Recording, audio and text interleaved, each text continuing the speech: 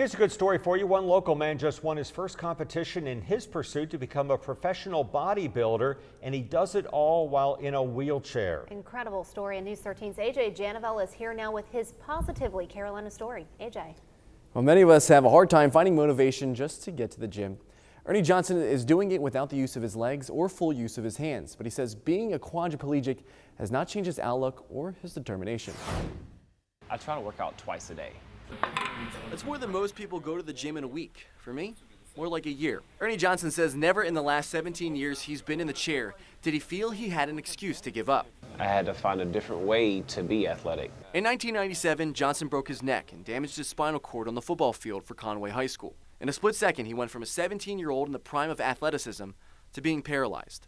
Something that could bring anyone down. But Johnson said he had support. And there wasn't one single day that I didn't have at least 5 or 10 visitors come by. I mean, I never had a chance to sulk. I never had a chance to really feel sorry for myself. Nearly 20 years later, Johnson still has support from his friends and his wife, Megan.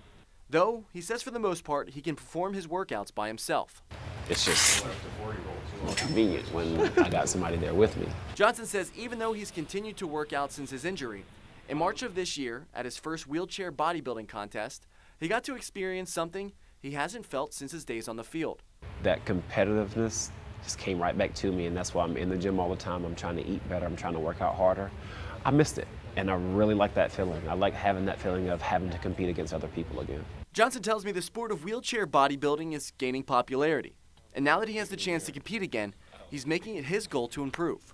He says when people look at him, they assume being in the chair is his biggest struggle, when at this point, it's just a part of his life. Instead, he says everyone has issues. It's how we handle them that's important. My goal is not to be inspirational. My goal is to be the best me.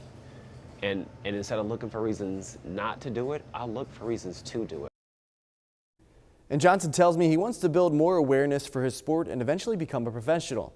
His next competition is in August. Now, for more information on the sport, you can go to WBTW.com. Live here in the studio, I'm AJ Janavel for News 13.